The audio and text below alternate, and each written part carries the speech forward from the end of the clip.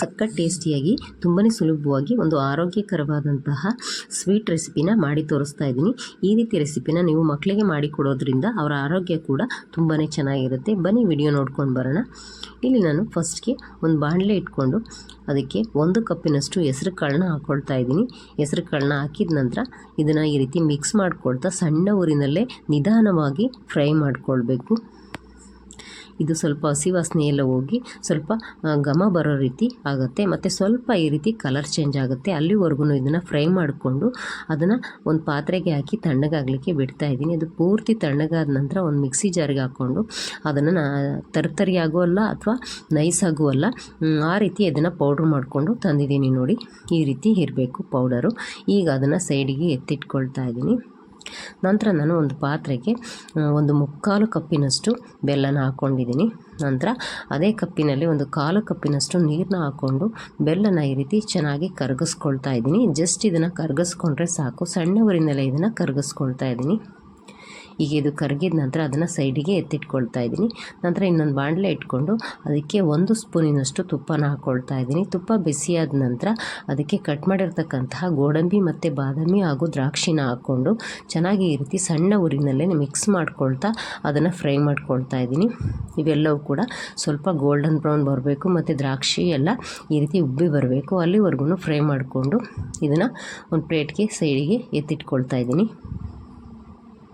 ಈಗ ಇದನ್ನು ತೆಗೆದಿಟ್ಟಿದ ನಂತರ ಅದೇ ತುಪ್ಪಕ್ಕೆ ನಾನು ಪೌಡ್ರ್ ಮಾಡಿ ಇಟ್ಕೊಂಡಿರ್ತಕ್ಕಂತಹ ಹೆಸರು ಕಾಳಿನ ಪೌಡರ್ನ ಹಾಕ್ಕೊಂಡು ಈ ರೀತಿ ಮಿಕ್ಸ್ ಮಾಡ್ಕೊಳ್ತಾ ಸಣ್ಣ ಊರಿನಲ್ಲೇ ಇದನ್ನು ನಿಧಾನವಾಗಿ ಫ್ರೈ ಮಾಡ್ಕೊಳ್ತಾ ಇದ್ದೀನಿ.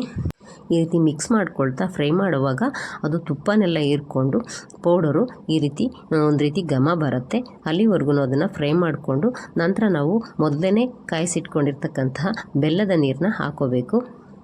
ನಾವು ಇದಕ್ಕೆ ಸ್ವಲ್ಪ ಜಾಸ್ತಿ ಅನ್ನೋ ಹಾಗೆಯೇ ಬೆಲ್ಲದ ನೀರು ಹಾಕ್ಕೊಳ್ಬೇಕಾಗತ್ತೆ. ಬೆಲ್ಲದ ನೀರು ಹಾಕಿದ ನಂತರ ಈ ರೀತಿ ಮಿಕ್ಸ್ ಮಾಡ್ಕೊಳ್ತಾನೆ ಸಣ್ಣ ಊರಿನಲ್ಲೇ ಅದನ್ನು ಸ್ವಲ್ಪ ಬೇಯಿಸ್ಕೊಳ್ಬೇಕಾಗತ್ತೆ. ಈ ರೀತಿ ಸಣ್ಣ ಊರಿನಲ್ಲಿ ಅದನ್ನು ಬೇಯಿಸ್ಕೊಳ್ತಾ ಅದು ಗಟ್ಟಿಯಾಗ್ತಾ ಬರುತ್ತೆ. ಬೆಲ್ಲದ ನೀರನ್ನೆಲ್ಲ ಪೌಡ್ರು ಚೆನ್ನಾಗಿ ಹೀರ್ಕೊಂಡು ಅದು ಗಟ್ಟಿಯಾದ ನಂತರ ನಾನು ಅದಕ್ಕೆ ಮೊದಲೇ ಫ್ರೈ ಮಾಡಿರ್ತಕ್ಕಂತಹ ಡ್ರೈ ನಟ್ಸ್ಗಳನ್ನ ಹಾಕ್ಕೊಂಡು ಈ ರೀತಿ ಮಿಕ್ಸ್ ಮಾಡ್ಕೊಳ್ತಾ ಪುನಃ 1 ನಿಮಿಷಗಳ ಕಾಲ ಈ ರೀತಿ ಫ್ರೈ ಮಾಡ್ಕೊಳ್ತಾ ಇದ್ದೀನಿ, ಅಂದರೆ ಬೇಯಿಸ್ಕೊಳ್ತಾ ಇದ್ದೀನಿ. ಈ ರೀತಿ ಬೇಯಿಸಿದ ನಂತರ ಅದನ್ನು ಮುಚ್ಚಳ ಮುಚ್ಚಿ ಒಂದು 10 ನಿಮಿಷಗಳ ಕಾಲ ಅದನ್ನು ರೆಸ್ಟ್ ಮಾಡಲಿಕ್ಕೆ ಬಿಡಬೇಕಾಗತ್ತೆ. ಅದು ನೀರನ್ನೆಲ್ಲ ಚೆನ್ನಾಗಿ ಹೀರ್ಕೊಂಡು ಸ್ವಲ್ಪ ಗಟ್ಟಿ ಹಂತಕ್ಕೆ ಬರಬೇಕು. ನೋಡಿ ಈ ರೀತಿ ಉಂಡೆ ಮಾಡಲಿಕ್ಕೆ ಬರಬೇಕು. ಈಗ ಇದನ್ನು ಮುಚ್ಚಿ ಒಂದು 10 ನಿಮಿಷ ರೆಸ್ಟ್ ಮಾಡಲಿಕ್ಕೆ ಬಿಡ್ತಾ ಇದ್ದೀನಿ, ಅದು ಸೆಟ್ ಆಗೋಲಿಕ್ಕೆ. ಈಗ ಒಂದು 10 ನಿಮಿಷದ ನಂತರ ನಾನು ಮುಚ್ಚಳನ ತೆಗಿತಾ ಇದ್ದೀನಿ. ನೋಡಿ ಇವಾಗ ನಮಗೆ ಯಾವ ಶೇಪ್ಗೆ ಬೇಕೋ ಆ ಶೇಪ್ಗೆ ಉಂಡೆಗಳನ್ನ ಮಾಡ್ಕೊಳ್ಬಹುದು. ಇದುವರೆಗೂ ವಿಡಿಯೋ ನೋಡಿದರೆ ರೆಸಿಪಿ ಇಷ್ಟ ಆದರೆ ಒಂದು ಲೈಕ್ ಕೊಡೋದನ್ನು ಮರಿಬೇಡಿ. ಹಾಗೆ ಸಬ್ಸ್ಕ್ರೈಬ್ ಕೂಡ ಮಾಡ್ಕೊಳ್ಳಿ. ಇದೇ ರೀತಿ ನೀವು ಕೂಡ ನಿಮ್ಮ ಮನೆಯಲ್ಲಿ ಮಾಡಿಕೊಂಡು ಯಾವ ರೀತಿ ಬಂತು ಅಂತ ನನಗೆ ಕಮೆಂಟಲ್ಲಿ ತಿಳಿಸಿ. ಮತ್ತು ಹೆಲ್ತಿ ರೆಸಿಪಿಗಾಗಿ ನೀವು ನಮ್ಮ ಚಾನಲ್ನ ಇದೇ ರೀತಿ ವಾಚ್ ಮಾಡ್ತಾ ಇರಿ.